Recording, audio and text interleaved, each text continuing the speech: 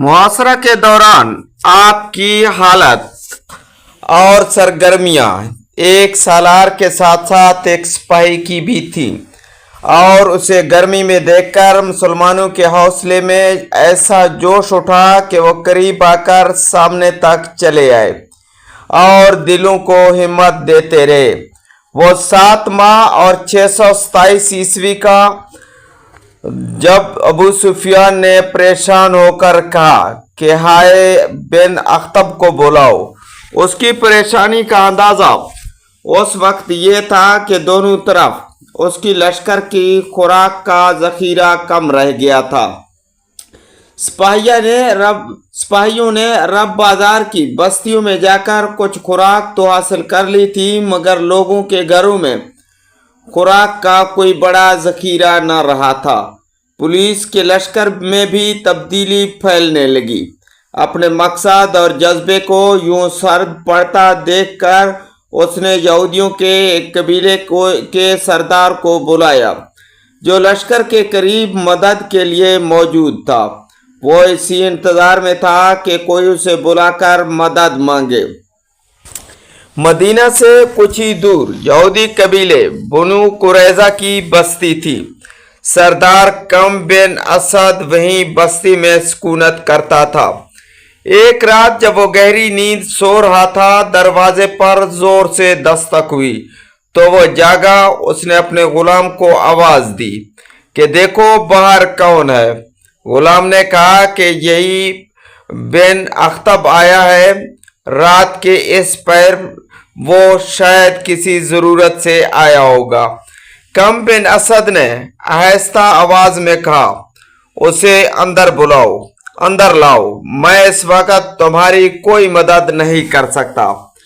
दिन में आओ वो यहूदी कबीला था जिसने मुसलमानों के साथ दोस्ती और एक दूसरे के खिलाफ जंग करने की पट्टी बांध रखी थी और मुसलमानों ने उन्हें वो सजा दी थी कि वो शाम की तरफ भाग गए थे। जिसने मोमिनीन को जिता कर रखा और उनका एहतराम किया।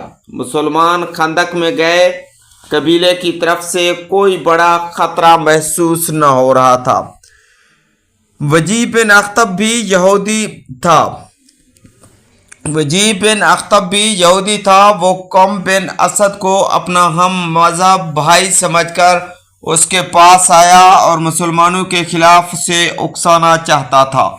उसने गुलामों के खाने के मामले पर भी वह रुख बदलने की कोशिश की। कम बिन असद परेशान होकर उसे अंदर बुला लाया और कहा, मैं जानता हूं कि तुम इस वक्त मेरे पास क्यों आए हो। अगर तुम अबू सुफियान के साथ आए हो तो कहो कि हमने मुसलमानों के साथ जो मामला किया है मुसलमानों ने पूरी दयानतदारी के साथ कायम रखा है। वो हमें अपना हलीफ समझते हैं और हमें पूरा हक दे चुके हैं। वजी बिन अख्तब ने कहा, बिन असद होश में आओ, मुझे साफ नजर आ रहा है, कसम है कि 10,000 का लश्कर मुसलमानों को कुचल देगा। फिर ये मुसलमान तुम पर फिर पड़ेंगे। क्योंकि यहूदियों ने उससे पूछा, क्या तुम जानते हो कि लश्कर का एक हिस्सा पहाड़ों के पीछे से आकर तुम तक पहुंच जाए। तुम्हारी मौजूदगी में सिपाही बराह रास्त मुसलमानों पर हमला नहीं कर सकते। तुम अपने कबीले को उस वक्त मुकम्मल तौर पर जमा कर लो और मुसलमानों पर ऐसे हमला करो तुम्हें सख्त लड़ाई न लड़नी पड़े। फायदा यह होगा कि मुसलमानों की तवज्जो खंदक से हट जाएगी और मर्द जंगजू खंदक पार करके हमला कर देंगे। कम बिन असद ने कहा, अगर मैं तुम्हारी बात मान लूं और हमारा हमला वो न कर सके जो तुम चाहते हो, तो जान लो कि मुसलमान हमारे साथ कैसा सलूक करेंगे। तुम मुसलमानों के खूब बारशुमार खादिम हो और एक भी यहूदी तुम्हें जहां नजर आए वहां नुकसान पहुंचा देगा। अब सुफियान ने सब कुछ सोच समझकर तुम्हें लालच दी है। अगर मुसलमानों का हीरो अचानक तुम पर हमला कर दे तो कोश के लश्कर का एक हिस्सा तुम्हारे कबीले की हिफाजत के लिए शीरीन और लावा की पहाड़ियों में मौजूद रहेगा। वो कातिल फौजी तुम्हारा दिफा करेंगे और मुसलमान तुम्हें देखकर भी सर उठाने की हिम्मत नहीं करेंगे। तुम मुझे इतनी बड़ी तबाही के खतरे में क्यों डाल रहे हो कि जो मेरे पूरे कबीले को खाक कर दे? कम बिन असद ने कहा, यही तो तुम्हारा मकसद है, तुम्हारा कबीला तबाह हो जाए, मगर कोश इतनी कुव्वत देगा जो तुमने कभी सोचा भी ना होगा। जो कुछ तुम मांगोगे वो तुम्हें मिल जाएगा। सूरत हाल के मुताबिक तुम्हारी कीमत तय कर दी जाएगी और तुम्हारे कबीले को मुकम्मल हिफाजती बंदोबस्त मिल जाएगा।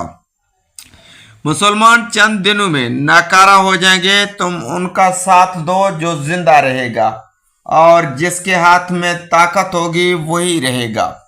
कम बिन असद जो आखिरी यहूदी था, लालच में आकर बिन अख्तब की बात मान गया। उसने कहा कि हमारे कबीले के करीब कोई सिपाही ना आए। मुसलमान कभी भी मेरे खून को बेदर्दी से नहीं बहाएंगे। ये रात की तारीख में किया जाएगा ताकि मुसलमानों को मालूम ही ना हो कि कातिल बनु कुरैजा के आदमी हैं। वो मुस्कुराते हुए बोला, तुम देख रहे हो कि मैं यहाँ अकेला पड़ा हूँ। मेरी रातें तन्हा गुजरती हैं। आज की रात तुम तन्हा गुजारोगे, मगर कल तुम तन्हा नहीं रहोगे। कम बिन असद ने कहा, मुझे 10 दिन की मोहलत चाहिए ताकि मैं अपना कबीला तैयार कर सकूं। मर्द और बनु कुरैजा के दरमियान मुआहदा तय पा गया। सवाब बिन अतीक एक ना तजर्बाकार नौजवान था जो मदीना में उसकी कोई हैसियत नहीं थी।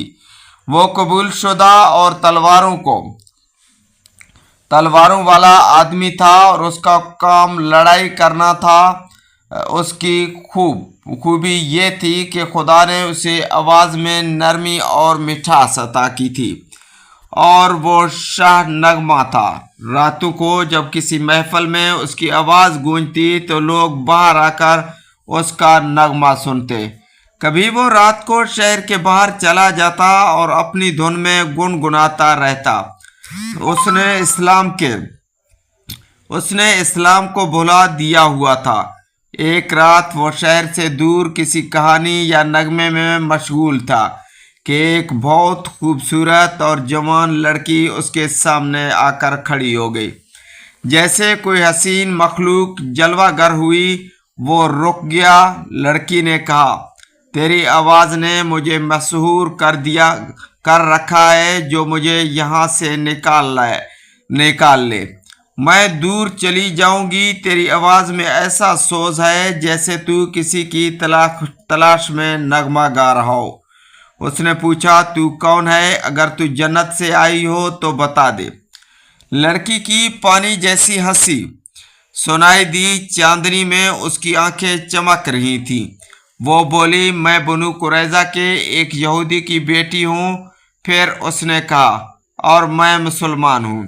यहूदी ने कहा कि मज़हब के मामले में कोई सख्त फ़र्क न रख रहा। मैं तुम्हारे लिए नहीं बल्कि तुम्हारी आवाज़ और तुम्हारे नगमों के लिए आई हूँ। वो दोबारा अपनी धुन में महव होकर गाने लगा। कुछ दिनों बाद उसने कहा कि अगर तुम कबूल करो तो वो इसके पास आ जाएगी और इस्लाम कबूल कर लेगी। 2-3 दिन ही गुजरे थे कि मदीना का माहौल बदल गया। 7 दिन से कुछ ज़्यादा अरसा गुजर गया। फिर तलवार खान खुद तलवार उठाकर उसके पास आया और कहा, तलवार तेज करने के बहाने तुम आज ही यहाँ से निकल जाओ, वरना हम कभी न मिल पाएंगे। सवाद ने पूछा, क्या हुआ? वो बोली, परसों शाम तुमने मुझे कहा था कि अब लिखे गए सरदार कम बिन असद को मेरी ज़रूरत है। तुमने वो बिन अख्तब का नाम भी लिया था। मैं कम के घर गई तो वहाँ 2 और मर्द बैठे थे। वो ऐसी बातें कर रहे थे कि मुसलमानों के दिन ख़त्म हो चुके हैं। उन्हें पूछा गया कि क्या मदीना में कोई हैसियत नहीं थी। वो मंजूर शुदा और तलवारों वाला आदमी था। اور اس کا کام لڑائی کرنا تھا۔ اس میں یہ خوبی بھی تھی کہ خدا نے اسے آواز میں سحر اور سریلا پن عطا کیا تھا اور وہ شاہ نغمہ بھی تھا۔ راتوں میں کسی محفل میں اس کی آواز سنائی دیتی تو لوگ باہر آ کر اس کا